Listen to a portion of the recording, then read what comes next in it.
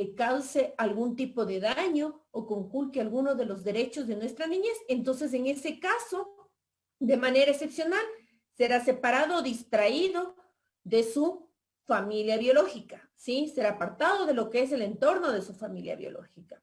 ¿Ok? Esto con respecto al derecho que tienen nuestros niños, niñas y adolescentes en cuanto a tener una familia y una convivencia familiar. ¿Tenemos alguna pregunta hasta aquí? ¿No?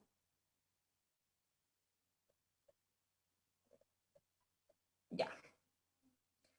A ver, me estaba olvidando de algo. Vamos a hablar de este derecho, del derecho a conocer a los progenitores y mantener relaciones con ellos, ¿sí? Vamos a hablar de este derecho. Nuestro Código de la Niñez y Adolescencia también nos dice que nuestros niños, niñas y adolescentes tienen derecho a conocer a quién, al padre y a la madre, a ser cuidados por ellos y a mantener relaciones afectivas, permanentes, personales y regulares con ambos progenitores, ¿sí? Entonces, es importante aquí la responsabilidad que tiene tanto el padre como la madre en cuanto al cuidado de nuestros niños, ¿sí? Porque nuestra niñez tiene derecho a conocer tanto al padre y a la madre, a recibir sus cuidados, su afecto, su protección de ambos progenitores, ¿sí? Y demás parientes, especialmente cuando se encuentren separados por cualquier circunstancia. Ahora, nuevamente, salvo que la convivencia o la relación afecten los derechos y garantías de nuestra niñez, ¿sí? El niño y la niña está comprobado que requiere tanto de la figura paterna como de la figura materna para un adecuado desarrollo, sobre todo en función de lo que estudios psicológicos han determinado de que los 6 primeros años de vida son fundamentales para el desarrollo de nuestros niños, niñas y adolescentes. Si los primeros 6 años de vida son fundamentales, entonces es importantísima la presencia tanto del padre como la madre, ¿sí?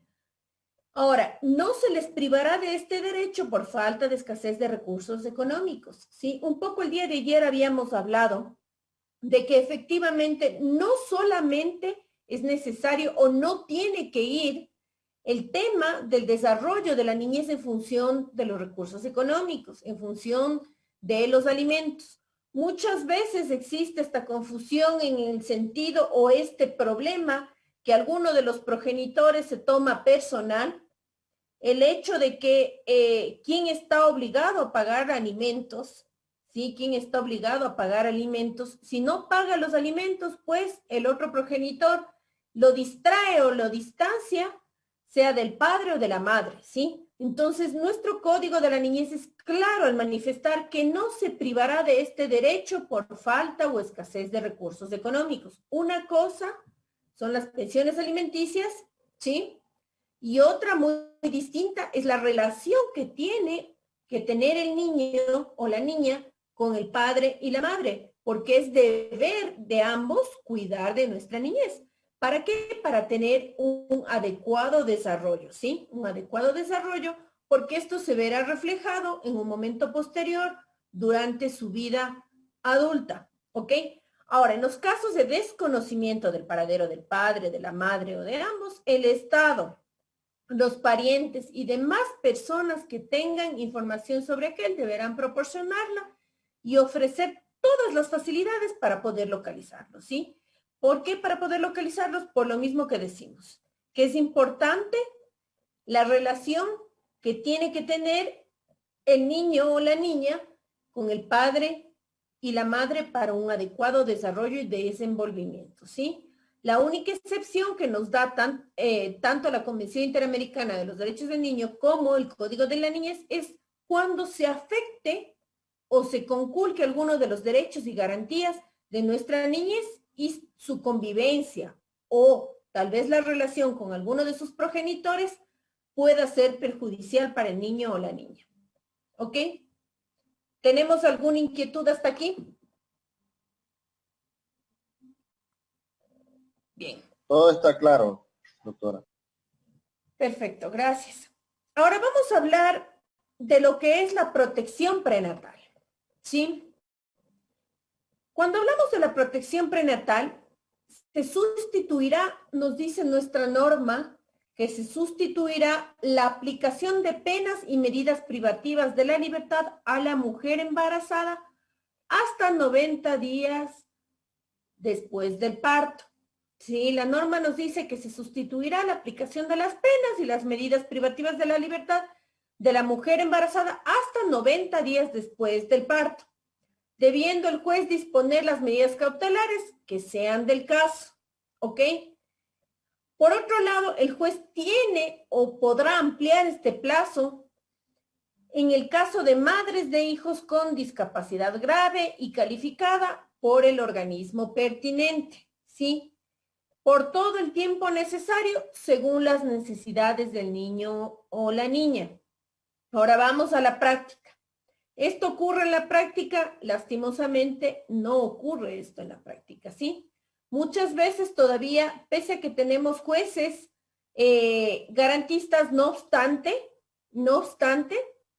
en la práctica no siempre ocurre esto, por cuanto nosotros vemos en nuestros centros de rehabilitación social que existen muchas mujeres embarazadas, ¿sí? Incluso con medidas privativas de la libertad que todavía no han tenido sentencia, es decir, con una medida cautelar, como es la prisión preventiva. ¿Sí? Cuando nuestro Código de la Niñez señala que se podrá sustituir las penas o medidas privativas de la libertad hasta por 90 días. ¿A qué se debe esto? Básicamente, esto se debe a que precisamente el juez tiene que tomar esta decisión, lastimosamente, o tome esta decisión cuando ha habido petición de parte, ¿sí? O cuando el abogado de la persona que se encuentra con privación de la libertad ha solicitado que se sustituya una medida, cuando hablamos de una medida cautelar. Y en el caso de sentencias, pues existen muchas mujeres embarazadas que se encuentran cumpliendo sus penas dentro de los centros de privación de la libertad. ¿Ok? ¿Alguna inquietud? Continuamos entonces.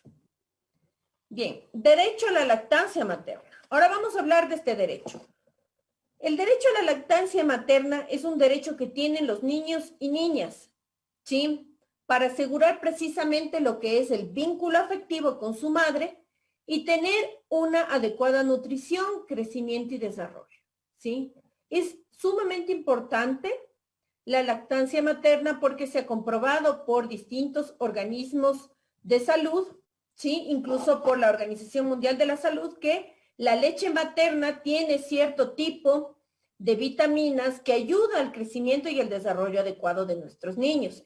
Y genera un vínculo no solo en el cual, no es importante solo en el tema alimenticio como tal, sino que genera un vínculo afectivo directamente con la madre, ¿sí? Genera cierto tipo de seguridad en nuestra niñez para que se desarrolle de una manera adecuada. Entonces, es importantísimo tanto para la nutrición como para el vínculo afectivo que genera o que crea con la madre, ¿sí?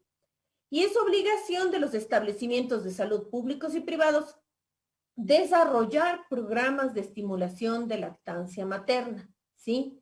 Es importante que el Estado cree precisamente aquellos espacios donde mujeres puedan donar o puedan aportar en este sentido mujeres que hayan dado a luz y que tengan la posibilidad de contribuir con leche materna para aquellos niños que a lo mejor su madre no está en la posibilidad de poderles proporcionar leche materna. O aquellos niños que fueron abandonados también tienen la posibilidad de acceder a lo que es la leche materna. Para eso es que el Estado tiene que crear aquellos establecimientos públicos que les permita precisamente brindar este servicio a nuestra niñez. ¿Ok?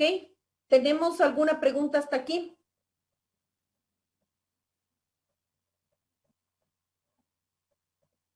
Bien, vamos a continuar entonces.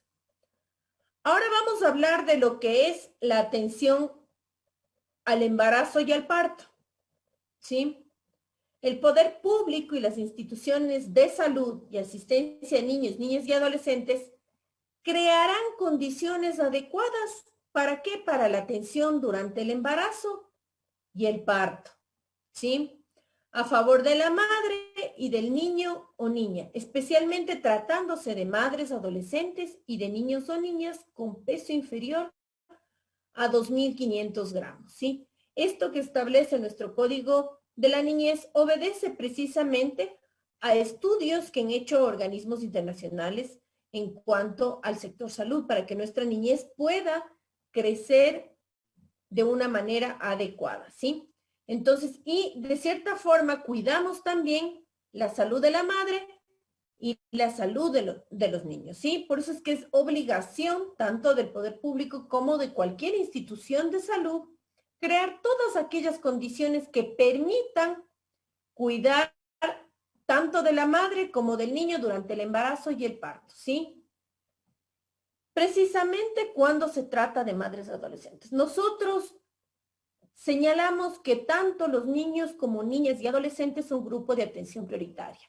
Lastimosamente, en nuestro país vemos que el embarazo adolescente es sumamente alto. Los índices de madres adolescentes en nuestro país es bastante alto. Entonces, es importante que se tenga en cuenta que la madre en estos casos, a más de ser la madre de un niño, también se encuentra dentro de un grupo de atención prioritaria, ¿sí? También se encuentra dentro de un grupo de atención prioritaria. Entonces, aquí estamos ante dos personas que son grupos de atención prioritaria, tanto la madre adolescente como el niño, ¿sí? Entonces, es importante que el Estado trabaje y no solamente, aquí me permito agregar que no solamente en el sentido de salud como tal, ¿sí? O en la atención durante el embarazo y el parto. Porque existe un factor psicológico que afecta directamente sobre todo a las madres adolescentes. Entonces es importante que reciban cierto tipo de acompañamiento, cierto tipo de acompañamiento psicológico. ¿Por qué? Porque al momento en el que son madres, al momento en el que tienen a sus niños, entonces tienen que cumplir un doble rol fundamental, ¿sí? Que mejor dicho, tienen que cumplir el rol fundamental de que además de ser madres tienen derechos, porque también son grupo de atención prioritaria las madres adolescentes, ¿sí? Y tienen que sentirse, estar preparadas para las actuales circunstancias que se encuentran atravesando. Es muy lamentable lo que nosotros tenemos en nuestros índices como país en cuanto a los embarazos adolescentes, ¿sí? En cuanto a los embarazos adolescentes, porque muchas veces estas madres adolescentes tienen que cortar lo que son sus estudios o se han visto obligadas a cortar sus estudios, su educación básica, precisamente por la condición o las circunstancias que actualmente se encuentran atravesando, olvidándonos de que también tienen derechos y tienen derechos como es el derecho a la educación, y todos los mismos derechos que tiene cualquier adolescente dentro de nuestro país, ¿ok? ¿Alguna pregunta al respecto? Está todo bien. Su explicación es muy didáctica, clara y precisa. Gracias. Entonces, si no tenemos alguna pregunta, sigamos. Ahora vamos a hablar de lo que es Doctora, el derecho a disculpe, una buenas vida noches. digna. No podía activar mi micrófono antes de que prosiga. Quiero hacer una pregunta con respecto al tema de las madres adolescentes. Bajo la calidad de doble vulnerabilidad que presentan, ellas pueden solicitar alimentos tanto para ellas como para la asistencia prenatal, doctora. Claro que tendrían que solicitar alimentos para la asistencia prenatal. Es un tema muy delicado, ¿no? Es un tema muy delicado en este sentido, porque volvamos a lo que conversábamos y discutíamos el día de ayer un poco, ¿no? Porque tanto la Convención de los Derechos del Niño como el Código de la Niñez y Adolescencia protegen la vida desde la concepción, ¿sí? Entonces, estas madres lastimosamente se encuentran en una condición de doble vulnerabilidad, entonces tienen derecho a solicitar alimentos en ese sentido, ¿sí? Tanto para ellas, porque obviamente esto les va a servir para el desarrollo adecuado de sus niños, ¿no? Y para que crezcan adecuadamente y precisamente ellos también tienen derechos y lastimosamente porque no ha habido una educación o porque no se ha trabajado precisamente en lo que es educación sexual, que es responsabilidad del Estado, no solamente del núcleo familiar. Tenemos tantos casos donde existen madres adolescentes hoy por hoy, ¿sí? Y se están como manifesté hace un momento, conculcando sus derechos, porque tienen que dejar su educación de lado, tienen que comenzar a vivir una especie de vida adulta a una temprana edad, ¿sí? Entonces, en cierta forma están no en cierta forma, están en una condición de doble vulnerabilidad. ¿Sí? Doctora, pero ¿quién comparece? ¿Quién les representa o van por sus propios y personales derechos? Para el ejercicio, si la madre adolescente quiere demandar a sus progenitores, sea padre o madre, porque entenderá que muchas de ellas sufren abandonos de sus padres por las condiciones de gestación en la que se encuentran.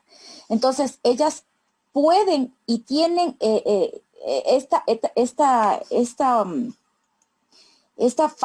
como facultad, no sé cómo determinarle, para poder demandar a sus progenitores como al progenitor del niño que está gestando.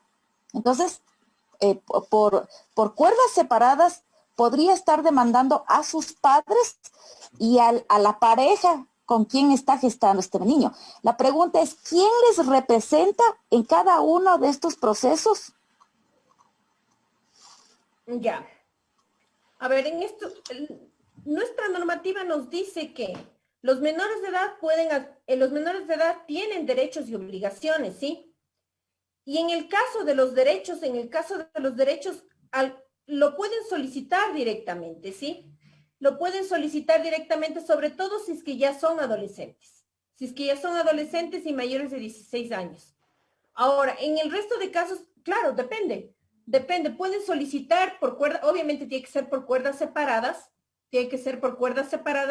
a sus progenitores, en el caso de que sus padres, o que ocurre muchísimas veces, sobre todo en el caso cuando hay embarazos adolescentes, los padres se desentienden de sus hijos, de sus hijas en este caso, ¿sí?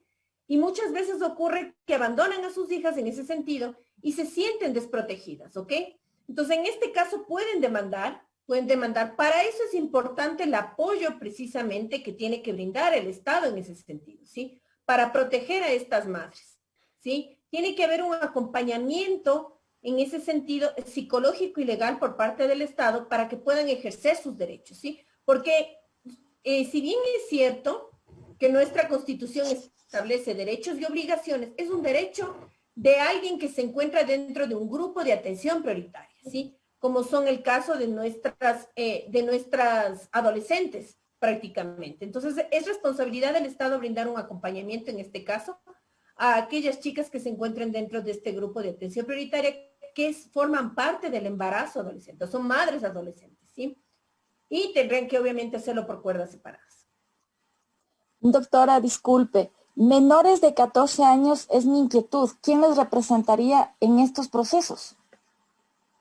Porque enfrentamos madres de 12, 11 años, por supuesto, y que si sufren abandono de parte de sus padres, ¿cómo comparecen ante los jueces competentes a tutelar ese derecho? Lastimosamente, y digo lastimosamente, en nuestro país, ese es uno de los problemas a los cuales nos estamos enfrentando, ¿sí?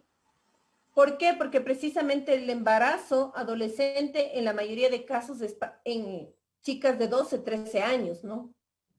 Entonces, muchas veces quienes han tenido que brindar una especie de acompañamiento o apoyarlas en ese sentido ha sido el tío, el primo, porque la madre o el padre las ha dejado en un abandono, ¿sí? Entonces, tenemos una falencia en ese sentido, ¿sí? ¿Por qué? Porque no tenemos la figura del representante legal, ¿sí?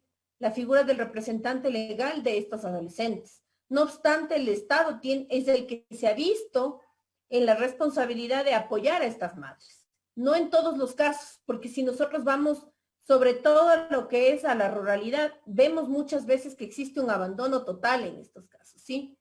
Un abandono total en estos casos, y lo que tenemos es muchas veces madres que han tenido que salir a la calle, trabajar y conseguir el sustento para sus niños pequeños. Y es un problema que realmente tenemos como sociedad, ¿sí? Muchas gracias, doctora. tenemos ese problema. ¿Alguna otra pregunta?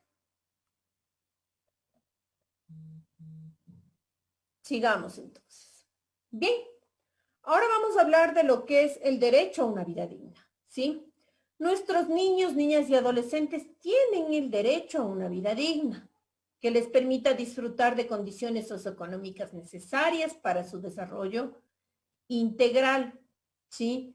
Nuestros niños, niñas y adolescentes tienen derecho a una vida digna que les permita disfrutar de estas condiciones socioeconómicas necesarias para su desarrollo integral. Yendo a lo que vimos anteriormente, en el caso de que haya una madre adolescente, ¿podrá gozar de este derecho o estas condiciones económicas necesarias? Definitivamente no, ¿sí? Es su derecho, pero en la práctica es un problema que estamos atravesando como sociedad, ¿sí? Y no solo en el caso de las madres adolescentes, sino que se ha dado muchos casos donde ha habido explotación laboral en cuanto a nuestros niños, niñas y adolescentes. Un niño tiene que estar jugando, ¿sí? Un niño tiene que disfrutar de la edad y realizar actividades en torno a lo que es su edad como tal, ¿sí? No obstante, nosotros podemos ver que hay muchísimo trabajo infantil, sobre todo en las calles y en muchos espacios, ¿ok? Y esto es un problema al cual nosotros nos enfrentamos actualmente, ¿sí? Ahora, este derecho incluye aquellas prestaciones, nos dice, que aseguren que, ¿ya? A las adecuadas condiciones socioeconómicas incluyen prestaciones que aseguren que aseguren una alimentación nutritiva. Doctora, buenas noches, se está cortando la señal, a ver, es posible que nos ayude un poquito porque no sale la Claro, con mucho información, gusto. no sale su con esto. Ya. Donde vive entra muy bien. Sí, les escucharon, ya. A ver, voy a repetir igual. Con respecto al derecho a la vida digna, decimos que nuestros niños, niñas y adolescentes tienen derecho a tener una vida digna en la que puedan disfrutar de condiciones socioeconómicas necesarias para su desarrollo integral. No obstante, cuando tenemos trabajo infantil, cuando vemos niños que se encuentran en la calle trabajando, en lugar de precisamente disfrutar de cada una de las etapas de su niñez y gozar de este derecho a jugar, a criarse en un ambiente apto para el ejercicio de sus derechos, vemos que se encuentran restringidos sus derechos. ¿Por qué? Porque precisamente en su entorno familiar no existen el escenario o condiciones socioeconómicas necesarias que permitan su desarrollo integral y se ha visto explotación laboral en cuanto a nuestra niñez, ¿sí? Vemos niños que se encuentran trabajando en lugar de estar jugando o asistiendo a los establecimientos educativos. Ahora, este derecho incluye ¿qué? Incluye prestaciones que aseguren una alimentación nutritiva. Vemos que estos niños no tienen precisamente una alimentación nutritiva adecuada, equilibrada y suficiente, ¿sí? La recreación, el juego, el acceso a los servicios de salud, a una educación de calidad, un vestuario adecuado, una vivienda segura, higiénica y dotada de servicios básicos, ¿sí? Este es un problema que nosotros vemos o al que nos enfrentamos con nuestra niñez hoy por hoy. Ahora, para el caso de niños, niñas y adolescentes con discapacidad, el Estado y las instituciones que las atienden deberán garantizar condiciones, ayudas técnicas y eliminación de barreras arquitectónicas para la comunicación y el transporte, ¿sí? Ahora, nosotros hemos visto que precisamente, como dije, este es un problema al cual nos enfrentamos actualmente. Me voy a permitir, denme unos segundos. Quisiera, a ver, no puedo. Quisiera leer un párrafo que tengo aquí. A ver.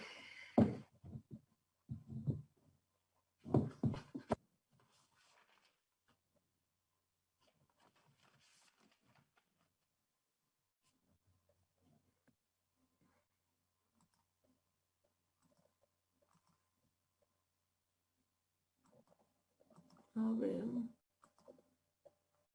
Ya. Bien. La Corte Constitucional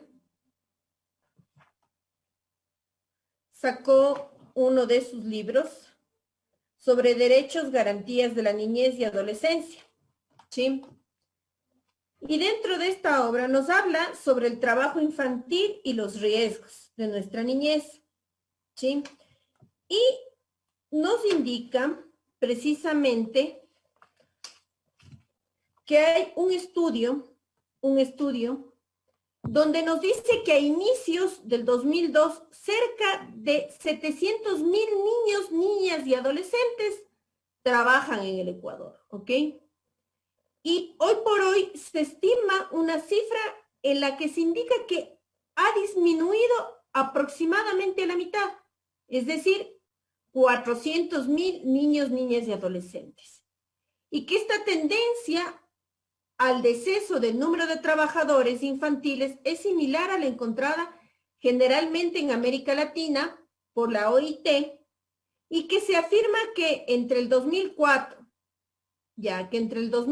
a la presente fecha, existe un número del 11% de niños y niñas y adolescentes trabajadores en la región, ¿sí? Entonces, este estudio que hace la OIT es sumamente alto, ¿sí? Nos da o nos refleja precisamente de que el trabajo infantil es sumamente alto en la región, ¿sí? Entonces, al tener niños realizando trabajo infantil, obviamente vamos a ver aquello que manifestamos hace unos minutos, ¿sí? Vamos a ver que se encuentran coartados sus derechos a una alimentación nutritiva, equilibrada, porque obviamente están realizando trabajo infantil y en la mayoría de casos, de acuerdo al estudio que realizó la OIT, en la mayoría de casos son niños que se encuentran en las calles, ¿sí? Y por ende no existe una recreación, juegos y mucho menos acceso a servicios de salud, ¿sí? Muchos padres mandan a sus niños a trabajar a las calles, entonces ese es un problema con el cual nos enfrentamos no solo en nuestro país, sino dentro de la región. Entonces, aquí de esta manera se estaría coartando el derecho a la vida digna de un niño, niña o adolescente. Ahora, ¿qué pasaría en el ejercicio profesional? ¿Sí? Al momento en el que nosotros nos enteramos o uno de los progenitores se entera que quien tiene la tenencia del menor, sea el padre o sea la madre, se encuentra utilizando a su hijo para que realice algún tipo de actividad económica. Esto automáticamente le podría servir como para solicitar la tenencia de este niño. ¿Por qué? Porque se le está coartando sus derechos, ¿sí? A quien actualmente tiene la tenencia, ¿por qué? Porque un niño no tiene necesidad de trabajar, sino para eso están sus progenitores, quienes tienen que precisamente proveerles de un derecho a una vida digna del niño, niña o adolescente. ¿Tenemos alguna pregunta hasta aquí? Mati, ¿puedes tú sacar permiso del 19 del 25? ¿Está claro? Ok. Bien, entonces vamos a hablar ahora de lo que es el derecho a la salud. ¿Sí? Tanto la Constitución de la República como el Código de la Niñez establecen que nuestros niños y niñas y adolescentes tienen derecho a disfrutar del más alto nivel de salud, tanto física como mental, psicológica y sexual. ¿Y qué es lo que comprende este derecho a la salud física, mental, psicológica y sexual? Primero, comprende un acceso gratuito a programas y acciones de salud públicos, a una nutrición adecuada y a un medio ambiente saludable. ¿Sí? El acceso gratuito a los programas y acciones de salud. Es decir, que nuestra niñez tiene derecho a acceder gratuitamente a los servicios de salud que tiene o que provee el Estado ecuatoriano. Segundo, el acceso permanente e ininterrumpido a los servicios de salud públicos para la prevención y tratamiento de enfermedades y la rehabilitación de salud, Rehabilitación de salud cuando el niño requiere algún tipo de rehabilitación para poder llevar una vida saludable o recuperarse en el caso de que hubiese sido sometido a algún tipo de tratamiento y que el médico hubiese recomendado precisamente dicha rehabilitación, ¿sí? Y los servicios de salud públicos nos hace hincapié en nuestro Código de la Niñez, son gratuitos para los niños, niñas y adolescentes que los necesiten, ¿sí? Por otro lado, el derecho a la salud también implica que el acceso a medicina gratuita para niños, niñas y adolescentes que las necesiten. En el caso de que un niño, niña o adolescente acuda a un centro de salud o a un hospital público, tienen que proveer de la medicina necesaria para que este niño o niña o adolescente pueda recuperarse, y esta medicina tiene que ser gratuita, ¿sí? Tiene que ser gratuita porque este es un derecho que tiene nuestra niñez. Ahora, el acceso inmediato y eficaz a los servicios médicos de emergencia públicos y privados, ¿sí? El acceso inmediato y eficaz a los servicios médicos de emergencia públicos y privados. ¿Qué pasa muchas veces, sí? Muchas veces cuando una persona o un ciudadano va a un hospital privado y ingresa a emergencia, se da los casos en los que lo primero que le piden es la tarjeta de crédito para poderle atender, ¿sí? Pero cuando se trata de un niño o una niña, es importante que tengamos claro de que por ser grupo de atención prioritaria, ¿sí? En casos de emergencia, el acceso tiene que ser inmediato y eficaz, ¿sí? Tiene que ser inmediato y eficaz, tanto en los establecimientos o en los hospitales públicos como en los hospitales privados, ¿sí? Por ser grupo de atención prioritaria.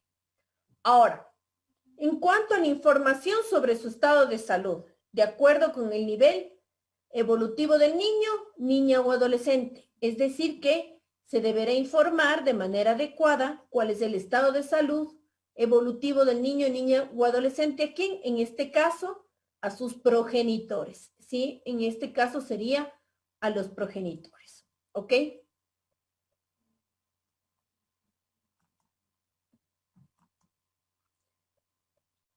A ver. ¿Qué más? ¿Qué más comprende? Comprende también el derecho a la salud, la información y educación sobre principios básicos de prevención en materia de salud, ¿sí? La información y educación sobre principios básicos en materia de básicos de prevención en materia de salud, saneamiento ambiental y primeros auxilios, ¿sí? Entonces tenemos que estar informados cómo proceder en cuanto a lo que es materia de salud, saneamiento ambiental y primeros auxilios. ¿Para qué? Para proteger a nuestra niñez. Lastimosamente no se ha trabajado mucho en lo que es principios básicos de prevención. No obstante, es un derecho que tiene nuestra niñez en cuanto a la salud. Por otro lado, tenemos la atención con procedimientos y recursos de medicinas alternativas y tradicionales. ¿Ok?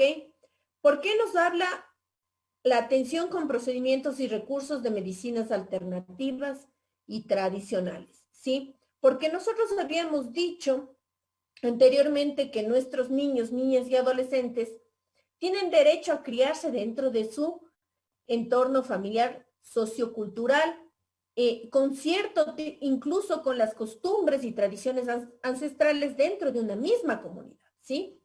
Y muchas veces existen comunidades donde no tienen sus padres o sus progenitores cierto tipo de confianza en lo que es la medicina tradicional y prefieren optar por recursos o medicina alternativa para la aplicación de nuestros niños, siempre y cuando no se vulnere, obviamente, los derechos de nuestros niños o no se atente contra su salud, ¿sí? Entonces, nuestro Código de la Niñez y Adolescencia permite la atención con procedimientos y recursos, sea tanto con medicinas alternativas como tradicionales, ¿ok? ¿Qué más implica el derecho a la salud? El derecho a la salud implica el vivir y desarrollarse en un ambiente estable y afectivo que permite un adecuado desarrollo emocional. ¿Por qué? Porque nosotros habíamos dicho que el derecho a la salud implica tener un alto nivel de salud, tanto física como mental, psicológica y sexual. Entonces, es importantísimo como parte de la salud tener en cuenta o considerar el ambiente estable y afectivo que tengan nuestros niños, niñas y adolescentes. Esto es parte de la salud mental y psicológica de nuestra niñez. Por otro lado, el acceso a servicios que fortalezcan el vínculo afectivo entre el niño, la niña, su madre y el padre, ¿sí? Entonces, los vínculos afectivos entre el niño, niña, madre o padre también forma parte de lo que es el sistema de salud. ¿Por qué? Porque garantiza, en cierta forma, una adecuada salud mental y psicológica de nuestra niñez. Y por último, decimos el derecho de las madres a recibir atención sanitaria prenatal y postnatal. ¿Por qué es importante que las madres reciban esta atención sanitaria prenatal y postnatal? Prenatal porque se garantiza el derecho a la vida desde la concepción para que el niño nazca precisamente con adecuadas condiciones de salud, con un peso aceptable, sin ningún problema o inconveniente en cuanto a su salud, ¿ok? Y postnatal apropiadas porque nuestra Constitución, así como el Código de la Niñez, establece el derecho a la lactancia materna, el derecho a la lactancia materna, ¿sí? Entonces, si la madre se encuentra en óptimas condiciones de salud, obviamente, el niño va a recibir una adecuada lactancia materna, ¿sí? Porque nosotros habíamos dicho que forma parte de la nutrición de nuestros niños el tema de la lactancia materna. ¿Por qué? Porque tiene cierto tipo de vitaminas, etcétera, y se crea o se genera un vínculo afectivo entre el niño y la madre, ¿sí? Entonces el niño recibe todo aquello que la madre le transmite. Entonces es importante que las madres reciban una atención sanitaria prenatal y postnatal apropiadas. ¿Ok? ¿Tenemos alguna pregunta hasta aquí? Ya. Estamos claros, entonces. Ahora vamos a hablar de la responsabilidad del Estado, ¿sí? En relación al derecho a la salud, ¿sí? En cuanto a la responsabilidad del Estado o la responsabilidad del Estado en cuanto al derecho a la salud. ¿Qué nos dice nuestro Código de la Niñez? Que el Estado, a través del Ministerio de Salud, debe cumplir con ciertas obligaciones, ¿sí? ¿Cuáles son estas obligaciones que tiene el Estado? Primero, elaborar y proponer y poner en ejecución las políticas y planes y programas de salud, ¿sí? El Ministerio de Salud tiene que tener adecuadas políticas, planes y programas de salud. ¿Para qué? Para el adecuado desarrollo de nuestra niñez. Programas que permitan precisamente garantizar a las madres, a los niños que reciban una adecuada lactancia materna, ¿sí? Elaborar programas que permitan el acceso de nuestra niñez a los sistemas de salud pública, ¿sí? Que nuestra niñez tenga acceso a medicina gratuita y el ejercicio de todos aquellos derechos de nuestra niñez, ¿sí? Para eso es importante que el Ministerio de Salud, como parte del Estado, elabore y proponga la ejecución de políticas, planes y programas en este sentido. Por otro lado, tenemos el fomentar iniciativas necesarias, ¿para qué? Para ampliar la cobertura y calidad de los servicios de salud, ¿sí? Todas aquellas iniciativas para ampliar toda esta cobertura, porque dijimos que parte del derecho a la salud que tiene nuestra niñez es el derecho a acceder a una salud gratuita y de óptima calidad, que incluye la provisión de medicinas. Sí, el Estado tiene que proveer medicinas de manera gratuita para nuestros niños, niñas y adolescentes, ¿sí? Entonces tiene que haber una adecuada cobertura y calidad de los servicios de salud, particularmente en qué nos dice la norma. En atención primaria de salud, y se adoptarán medidas apropiadas para combatir la mortalidad materno-infantil. ¿Por qué tiene el Estado la obligación de combatir la mortalidad materno-infantil? Porque el Estado tiene que trabajar, ¿sí? Tiene que trabajar en garantizar el derecho a la vida desde la concepción para evitar desnutrición infantil y enfermedades que afectan a la población infantil, ¿sí? Porque los primeros años de vida de nuestros niños son fundamentales, y no solo los primeros años de vida, sino también durante la adolescencia, porque esto le va a permitir tener un adecuado o un óptimo desarrollo, ¿sí? Por otro lado, el proveer la acción interdisciplinaria en el estudio y diagnóstico temprano de los retardos del desarrollo para un tratamiento y estimulación oportunos, ¿sí? Promover la acción interdisciplinaria para establecer un estudio y diagnóstico en el caso donde hayan retardos del desarrollo para un tratamiento y estimulación oportuno, ¿sí? En el caso de niños y niñas con discapacidad, tienen que recibir un adecuado tratamiento y una estimulación oportuna. ¿Para qué? Para que puedan insertarse en la sociedad o formar parte de la sociedad sin que su condición de discapacidad afecte o pueda llegar a conculcar alguno de sus derechos, ¿sí? Tiene que crearse un espacio de estimulación oportuno y adecuado para un desarrollo de nuestra niñez, ¿sí? Nuevamente, nuestro Código de la Niñez y Adolescencia nos hace hincapié en la responsabilidad que el Estado tiene en cuanto a la provisión de medicina gratuita para nuestros niños, niñas y adolescentes, ¿sí?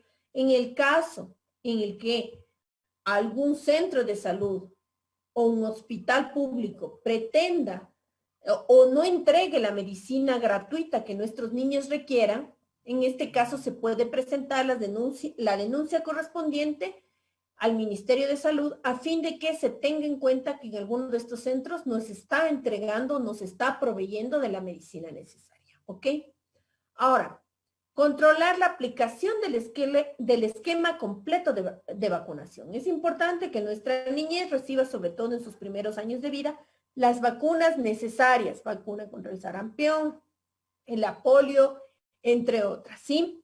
Entonces tiene que haber un control adecuado del esquema completo de vacunación para que nuestros niños se encuentren debidamente protegidos en este sentido, ¿sí? Se tiene que desarrollar, por otro lado, programas de educación dirigidos a los progenitores y demás personas a cargo del cuidado de nuestros niños, niñas y adolescentes. ¿Para qué? Para brindarles una instrucción en principios básicos de salud y nutrición y en las ventajas de higiene y saneamiento ambiental, ¿sí? Esto es responsabilidad del Ministerio de Salud. Por otro lado, el Ministerio de Salud tiene la responsabilidad de organizar servicios de atención específica para niños, niñas y adolescentes con discapacidades físicas, mentales y mentales o sensoriales, ¿ok? ¿Tenemos alguna pregunta con respecto a la responsabilidad que tiene el Estado en cuanto al derecho de la salud? Doctora, una consulta. Por ejemplo, en estos momentos en la ciudad de Cuenca, y ya bueno, ya algunos meses, se viene vulnerando este derecho sería el numeral 5, porque la mayoría de menores o infantes que requieren la vacunación no la pueden recibir porque no hay. He tenido conocimiento de muchas personas a las que llevan a sus niños a vacunar y simplemente no hay las vacunas. ¿Puede el estado en el que estamos por la emergencia sanitaria o por la situación que estamos viviendo ahora ser un justificativo para que no exista estas vacunas o no se les esté proporcionando adecuadamente, tal cual como dice esto de la responsabilidad del Estado en relación al derecho a la salud, y sabiendo que las vacunas obviamente son tempranas y son para infantes? Lo mismo. Sí, no, más bien es muy importante el aspecto que acaba de toparlo, ¿no? Porque incluso se vio hace, me parece que fue un par de meses que salió en medios de comunicación el hecho de que no habían en varios establecimientos o centros de salud las vacunas, ¿no? Que las madres iban ya en varias ocasiones y todavía no habían las vacunas necesarias. Ahora, se ha producido como una especie de alarma o alerta que ha sido transmitida ante los medios de comunicación, la falta de vacunas en los establecimientos. ¿Qué ha dicho el Ministerio de Salud en ese sentido? Ha dicho que se encuentra importando las vacunas para poder proveer del sistema de vacunación adecuadamente. Pero, ¿qué podemos hacer nosotros en ese sentido? ¿Sí? Porque el Ministerio de Salud dio su explicación o se defendió en ese sentido, ¿sí? Pero es responsabilidad del Estado precisamente controlar la aplicación de este esquema completo de vacunación. Y si es que es un derecho, se podría presentar una acción de protección, ¿sí? Porque la acción de protección está precisamente para aplicarse en el caso donde exista vulneración de derechos. Entonces yo puedo aplicar o presentar una acción de protección en el sentido de que se está vulnerando el derecho de un menor a recibir su esquema completo de vacunación, ¿sí? Entonces, en este caso, se presentaría una acción de protección contra el Ministerio de Salud a fin de que dé cumplimiento al acceso a la salud que tienen nuestros niños, niñas y adolescentes. Y puntualmente el numeral 5 al que se ha hecho referencia. ¿Sí? No se le escuchó, me parece que dijo algo, está el micrófono Le apagado. agradecía, doctora, muchísimas gracias. Con mucho gusto. ¿Alguna otra inquietud con respecto a la responsabilidad del Estado? En estos momentos se ha presentado también otra escasez de vacunas, justamente. Yo tengo un niño de 7 meses y no se le ha podido vacunar con la pentavalente específicamente, que no se consigue así con facilidad. Sí, justamente ese es el problema que se ha visto y como dije, ha salido esa denuncia en medios de comunicación. Pero lastimosamente nosotros, y digo nosotros como sociedad, en muchos aspectos tenemos la norma, ¿sí? Pero no la aplicamos. Entonces, se podría presentar una acción de protección porque es vulneración de un derecho. Bien, ¿alguna otra pregunta si nos seguimos? Avancemos entonces. Ahora vamos a hablar de la obligación de los progenitores y establecimientos de salud públicos y privados. ¿Sí? Por una parte, los progenitores tienen que brindar la atención de salud que esté a su alcance y asegurar el cumplimiento de las prescripciones, controles y disposiciones médicas y de salubridad. ¿Sí? Porque los progenitores tienen que encargarse de que sus niños, niñas o adolescentes tengan un adecuado desarrollo o desenvolvimiento, ¿sí? Entonces, habíamos hablado del derecho que tienen nuestros niños, niñas y adolescentes, primero, de criarse en un entorno familiar directo, junto con sus progenitores, ¿sí? En un entorno familiar donde estén cerca de sus progenitores. Mil disculpas que le interrumpa, doctora. Por favor, el compañero Byron Vivar, si podría bloquear su micrófono, por favor. Ok. Gracias. Mil disculpas, doctora, es que había No, más bien muchas gracias. No le podía identificar quién era. Listo, continuamos. Entonces, los progenitores tienen esta responsabilidad precisamente de dar cumplimiento a todas aquellas prescripciones médicas, controles y disposiciones o salubridad que tiene que haber para el adecuado cuidado de sus niños. Si bien es cierto, el Estado, por un lado, tiene que brindar o proporcionar salud gratuita a sus niños. ¿Perdón? ¿Alguien dijo algo? Compañero Manuel Alcíbar. Buenas noches, doctora. Hay un micrófono encendido que no permite escuchar. Doctora, muy buenas noches. Por favor, compañera, Buenas noches. la bondad de apagar el micrófono. A ver, veamos. Es el compañero Manuel Alcíbar. Pero ahí parece que ya está en orden, doctora. Sí, ya no se escucha. Ya lo apagó. A ver. Sí. Gracias. Sí, sí. Sí, parece que sí. A ver, como les decía, los progenitores en cambio tienen esa responsabilidad de encargarse de cuidar de nuestros niños, cumplir con las prescripciones, controles, disposiciones médicas y salubridad. Si bien es cierto que el Estado tiene la obligación de proveer del acceso a la salud no es problema. pública gratuita y a proveer de Yo las necesitamos un medicinas carro gratuitas, 4x4, como la que tiene un ejemplo. Yo estamos en tengan la bondad conversaciones. de... Sí. Otra Por vez, favor, esos micrófonos, por favor. Sí, porque Manuela nos Rivas, que queda... pague. A ver, yo tengo entendido que el día de hoy tenemos hasta las 8 de la noche y nos queda 5 minutos. Entonces tratemos de aprovechar el tiempo, por favor. Sí, ayúdenme apagando ese micrófono para poder avanzar.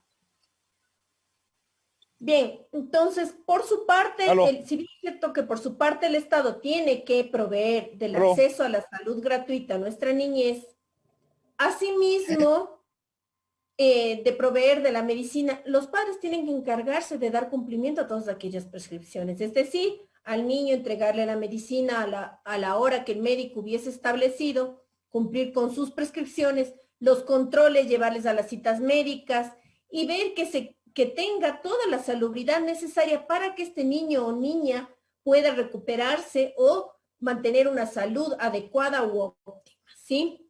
Esto en cuanto a los progenitores. Ahora, con respecto a los establecimientos de salud públicos y privados. Los establecimientos de salud públicos y privados, por su parte, tienen que prestar servicios médicos de emergencia, ¿sí? Habíamos dicho que tanto los establecimientos de salud públicos o privados, cuando un niño o niña ingrese a emergencia, sin dilación alguna, tienen la obligación de recibir a este niño, niña o adolescente, ¿sí? ¿Qué pasaría en el caso de que, por ejemplo, un hospital privado no reciba a un niño o niña en emergencia y se encuentra en una situación bastante delicada y que por falta de atención fallece? Es total responsabilidad en este caso de este hospital privado, ¿sí? ¿Por qué? Porque tienen la obligación de recibir sin ningún tipo de dilación, ¿sí? Entonces, prestar los servicios médicos de emergencia sin exigir pasos anticipados ni garantías de ninguna naturaleza. Es decir, no tiene que pedirle un hospital privado primero la tarjeta de crédito, un voucher, un cheque que muchas veces solicitan para poder atender al paciente. ¿Por qué? Primero, el derecho a la salud es fundamental y más cuando se trata de una persona que se encuentra dentro de un grupo de atención prioritaria. Entonces, no tiene que exigir ningún pago anticipado ni ningún tipo de garantía de ninguna naturaleza. No se podrá negar esta atención a pretexto de ausencia del representante legal, ¿sí? Tiene la obligación de recibir al niño de manera inmediata y brindar la atención que se requiera, aun cuando su representante legal no se encuentra presente, ¿sí? Ni tampoco por carencia de recursos económicos. La falta de cupo, la causa u origen de la emergencia u otra circunstancia similar nos dice nuestro Código de la Niñez. También existe la obligación de ¿qué? De informar sobre el estado de salud de nuestro niño, niña y adolescente a los progenitores o representantes, ¿sí? Entonces tiene que informar del estado de salud de nuestros niños a los progenitores o representantes y mantener registros individuales en los que conste la atención y seguimiento del embarazo, el parto y el puerperio, ¿sí? Y los registros actualizados de los datos personales, domicilio permanente y referencias familiares de la madre, ¿sí? ¿Por qué esto es importante? Porque han habido casos en donde nosotros hemos visto que lastimosamente por cualquier circunstancia han habido niños que han sido abandonados posterior al parto, ¿sí? Han sido abandonados dentro de establecimientos de salud, hospitales, centros de salud, etcétera, ¿no es cierto? Han sido abandonados. Entonces es importante que se registren datos personales como domicilio permanente, referencias familiares. ¿Por qué? Para que en el caso de que exista circunstancias como esta se pueda tener contacto directo ¿con quién? Con la familia del niño, ¿sí? Con la familia del niño. Y también se ha dado casos en los que se ha podido ubicar a los familiares del niño donde la madre ha abandonado a este niño, se ubica a los familiares y a lo mejor los familiares pueden hacerse cargo de la crianza de este niño, o muchas veces se vuelve a reunir el niño con la madre y se le brinda un apoyo psicológico a la madre.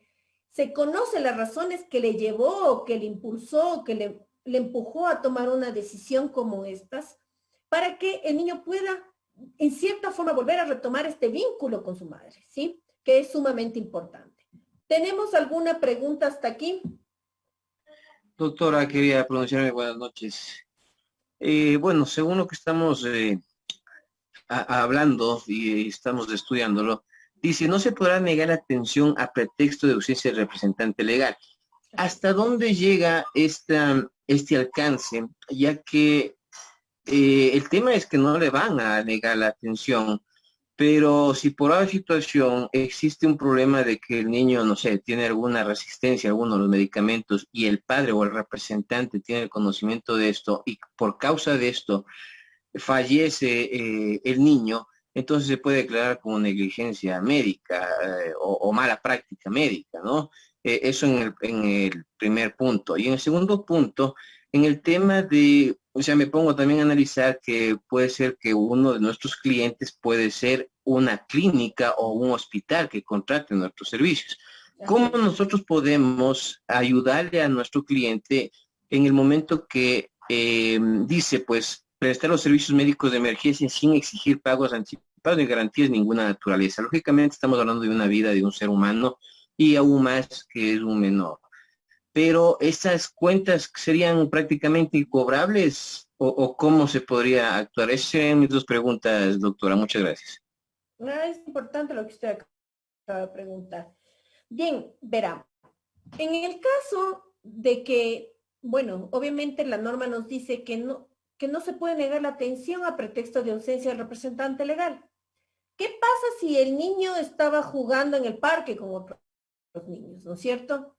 Y en uno de esos juegos se cae, se golpea la cabeza y queda inconsciente, ¿sí? El padre de estos otros niños, uno de los padres o uno de los representantes legales de los otros niños que estaba jugando con este niño, viendo la gravedad del asunto, toma al niño y lleva a un hospital, ¿sí? Obviamente no está el representante legal en ese momento, ¿sí? No se le puede negar la atención. No puede haber un pretexto de que no esté el representante legal como para no poder atender al niño. Pero en este caso el hospital o centro de salud tiene que tomar las debidas precauciones del caso, ¿sí? Si cuando ingresa un adulto, supongamos, una persona adulta, ¿ok? Tuvo un accidente de tránsito, tampoco es tan familiar como para indicarle si es que, por ejemplo, es alérgico a la penicilina o alérgico a algún tipo de medicamento. Pero lo que tiene que hacer, en este caso, más tratándose de un niño, es realizar, obviamente, primero brindarle los primeros auxilios, ¿sí? Y segundo, igual tiene que realizar las pruebas del caso para precisamente evitar caer en alguna de estas negligencias, ¿sí? Por ejemplo, yo no le voy a aplicar penicilina sin antes hacerle la prueba para ver si es que el niño es alérgico o no es alérgico a la penicilina, o es alérgico o no a cualquier otro tipo de medicamento. Entonces como no está ningún familiar cercano, y mucho menos su representante legal, entonces en este caso tengo que hacerle las pruebas necesarias antes de aplicar el medicamento, ¿sí? Porque si no estaríamos ante una negligencia, y esto no ocurriría solo en el caso de un niño, sino en el caso de un adulto también, porque antes de aplicar cualquier medicina a cualquier persona en general tiene que hacerle la prueba en el caso de que no esté una persona que tenga conocimiento de que existe algún tipo de alergia, ¿sí? O resistencia a un medicamento. Ahora, si nosotros somos abogados de alguna clínica, un hospital, ¿verdad? En este caso, pues al momento en el que comparezca el representante legal, pues habrá que explicarle de la gravedad del asunto, la situación en la que ingresó el niño, y explicarle más o menos de los costos, ¿no? De los costos, a fin de que según la gravedad del niño, si es que el representante legal puede pagar estos costos, pues mantenga al niño dentro de ese mismo hospital o centro de salud, ¿sí? Ahora, si es que la gravedad del niño no le permite trasladarse o que se lo traslade de la situación del niño, se lo traslade a otro establecimiento, centro de salud, pues tendrá que brindar la atención necesaria dentro de ese mismo centro o establecimiento de salud. ¿Sí? ¿Por qué? Porque ¿qué pasa en el caso de que no lo haga? No lo haga, porque al momento en el que aparezca el representante legal, el hospital o centro de salud se percate de que sus representantes legales precisamente son personas que no están en condiciones de pagar esto, ¿sí? Entonces, en este caso, al negarse, más bien le podría ser más costoso al hospital el negarse a brindar esta atención a un niño que por falta de recursos del padre que el hacerlo en ese momento, ¿sí? Ahora, estos casos no se dan todos los días, ¿sí? Pero en este caso el hospital, por atender a una persona o a un niño que primero tiene derechos, está en condición de vulnerabilidad, ¿sí? Y ante todo es una vida, entonces en este caso es preferible que lo haga y que atienda al niño, ¿sí? ¿Por qué? Porque es un derecho que tiene este menor, es un derecho del niño. Entonces, en este caso es preferible que lo haga porque el día de mañana, si se negara, porque, por ejemplo, aparece el representante legal y ve que el representante legal no tiene recursos, le puede salir el día de mañana una demanda más grande, una demanda grande en realidad, contra el hospital en el caso de que se negara a prestar la atención a la que está obligado a brindar. ¿Ok? Doctora, buenas noches. Buenas noches. Ya está ocurriendo, por ejemplo, acá en Machala, las mujeres embarazadas de cierta nacionalidad, ellas están acudiendo a una clínica, a una de las clínicas de aquí de Machala para ser atendidas, pues, y se van sin pagar. Entonces sí está ocurriendo ya en este caso. Ya, ahora, lo que tenemos que ver es lo siguiente, ¿no? Sí. Una pregunta, doctora. ¿Qué comentario en el ámbito legal tiene usted sobre el caso que ocurrió ahora durante la pandemia con el hecho de que ciertas personas tenían contratados seguros privados para sus hijos y seguros médicos privados para sus hijos y las aseguradoras no brindaron el servicio de salud para los niños? Ya. A ver, ahí tenemos dos aspectos. Voy a contestar el primero, ¿ya? Con respecto al primero, ¿ya? Una cosa, no tenemos que confundirlos, ¿no? Los establecimientos públicos tienen la obligación de brindar atención gratuita a nuestros niños, ¿sí? Y brindar la medicina de manera gratuita, ¿ok? Los establecimientos privados no tienen la obligación de brindar atención gratuita ni medicinas a los niños, ¿sí? Porque un hospital o un centro de salud privado es como cualquier negocio, ¿ok? Entonces, si es que yo no tengo recursos, pues voy a un establecimiento público, porque sé que a un niño, por decirlo a mi hijo, a un niño lo van a atender de manera gratuita y le van a dar la medicina gratuita. Ahora, si yo no le quiero llevar a un establecimiento público y lo llevo a un hospital privado, obviamente tengo que pagar la consulta, tengo que pagar la medicina. ¿Por qué? Porque es un negocio. ¿Ok? Ahora, ¿en qué caso los establecimientos de salud privados tienen que brindar atención inmediata y no existe pretexto como para brindar este tipo de atención por falta de recursos económicos? Es solo cuando estamos ante una situación de emergencia, ¿ok? En el caso de emergencia, nos dice el código. En el caso de emergencia, el hospital o la clínica tiene que recibir al niño de manera inmediata. El hospital o clínica privada, ¿sí? Que es distinto a cualquier otro tipo de caso cuando se trata de una consulta, por un lado. Ahora, con respecto al otro, no sé si es que me podía repetir la otra pregunta que no le anoté. Sí, algún comentario que tenga usted en el ámbito legal con respecto a que ciertas personas ya tenían contratados seguros con anterioridad, seguros médicos privados para sus hijos. Ya, ok. Gracias. Ahora, con respecto a este aspecto, depende mucho de la aseguradora, ¿sí? Y depende mucho del tipo de seguro, ¿sí? Ahora, si bien es cierto, estamos dentro de una pandemia, ¿ok? Pero al momento en el que usted contrata un seguro privado, los seguros privados primero se rigen por la ley de seguros. Por otro lado, usted firma un contrato, ¿sí? Firma un contrato. Y en la mayoría de seguros privados le da un monto de cobertura. Y en los seguros privados le dicen el monto de cobertura, por decirlo, es hasta 10.000, es hasta 60.000, etcétera.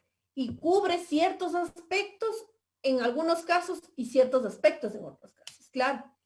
Nosotros dijimos, bueno, las denuncias en muchos casos fueron en el sentido de que estamos ante una emergencia sanitaria y que no se ha visto esto. Ahora el Estado ha estado brindando la salud o a la atención de salud. Ha habido muchas quejas y en realidad estamos conscientes de que no ha sido la más óptima la atención que han brindado los centros de salud, y también ha habido irresponsabilidad por parte de la ciudadanía en cuanto al descuido que ha habido dentro de esta pandemia. Ha sido de parte y parte, pero dejando de lado la salud pública, la salud privada, como decía, cuando hablaba de un hospital o un centro de salud privado, es un negocio. Lo mismo ocurre con los seguros. Al momento en el que usted firma un contrato de seguro, está aceptando el monto de cobertura del seguro, ¿sí? Está aceptando los parámetros de cobertura del seguro. Y en los casos en los que no cubría ciertos aspectos, lastimosamente el seguro privado, en muchos casos, sobre todo en esta pandemia, hemos visto que no ha sido muy útil para quienes han acudido a ciertos hospitales o centros de salud, ¿sí? Por el monto de cobertura, por los aspectos que no cubría la prima o el seguro, ¿ok? Entonces es distinto, habría que revisar cada seguro que hayan contratado, ¿sí? En función de lo que establece el contrato. Tenemos, no sé si es que fue absuelta la pregunta. Doctora, creo yo, y perdón por interrumpir, que esta situación versa en que las aseguradoras, como bien indicaba la colega, que fueron adquiridos o suscritos con antelación en favor de estos niños, obviamente no contemplaban el tema de COVID. Entonces, si están enfrentando esta dura realidad y que algunos de sus hijos están ahorita al borde de la muerte y que necesitan camas UCI para esta situación, obviamente que la aseguradora se va a regir al contrato y las condiciones en las que inicialmente se adquirió esta prima de seguro. Entonces, es ahí en donde viene el malentendimiento por parte de los usuarios y se difunde esta noticia. Pero bueno, la gente que poco manejamos el tema del derecho, sabemos que el contrato es ley para las partes. Y si para esa fecha, estamos hablando hace 3, 4 años, estas personas adquirieron estos seguros en favor de sus niños, obviamente no va a haber esa cobertura para esta calamitosa situación sanitaria por la que estamos atravesando. Eso es todo, doctora. Sí, bueno. Doctora, sí. Estoy de acuerdo con ustedes dos, pero yo me refería a casos puntuales donde no era a causa del COVID, donde era otro tipo de enfermedad, donde la aseguradora sí cubrió los montos, pero de alguna manera arbitraria suspendió eso por otros motivos. Entonces ahí es donde se vulnera el derecho de la salud a los menores de edad. Ya, si es que suspende o si es que no cubre algo de lo que esté estipulado dentro del contrato, por supuesto que habría que presentar una queja con respecto de la aseguradora. Bueno, estamos ahorita, son las 8:15. Me indicaron que el día de hoy teníamos clases hasta las 8. Entonces vamos a quedarnos hasta aquí, ¿sí? Y el día de mañana vamos a continuar. Doctora, el compañero Julio Banda tiene levantada la mano desde hace más o menos 5 minutos. Ya, tenga la bondad entonces. Por favor. Buenas noches, doctoras, compañeros. En relación a la pregunta del compañero anterior que le precedió la palabra, en relación a si un niño no es atendido en un centro de salud, sea público o privado, en relación a aquello, nosotros los médicos tenemos la obligación de atenderlo por estado de emergencia o por estado de necesidad.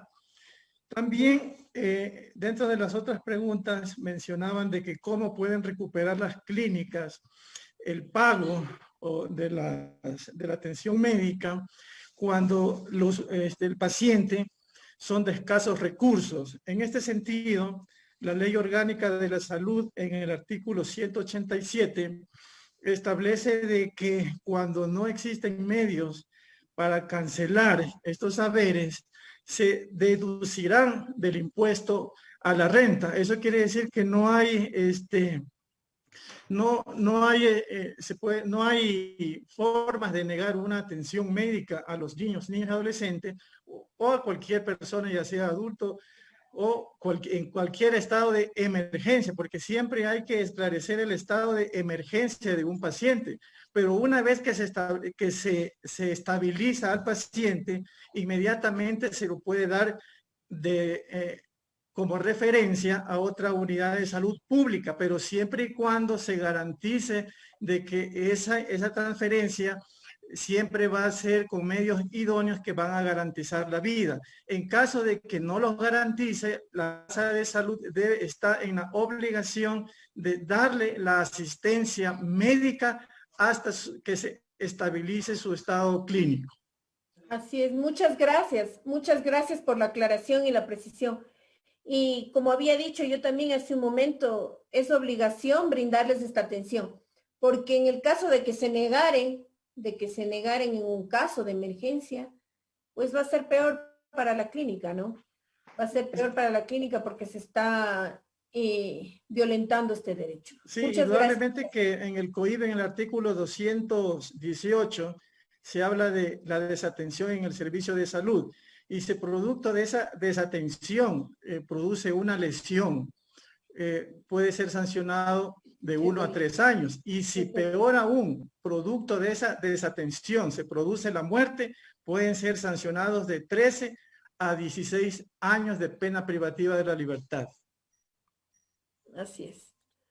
Bueno, muchas gracias por la precisión y bien, entonces estamos claros, ¿verdad? Que es obligación de los establecimientos, hospitales o centros de salud privados brindar esta atención en casos de emergencia de manera inmediata al menor, ¿sí? De manera inmediata, aun cuando no esté ni el representante legal o cuando no se puede alegar que existe falta de cupo en una tarjeta o que no existen las garantías necesarias. Tienen que atenderlo de manera obligatoria. Peor si es que se ocurre alguna de las circunstancias que acaba de manifestar el doctor, que pudiese ocasionar algún daño grave en el menor, a la salud del menor, o peor aún, causarle la muerte, ¿ok?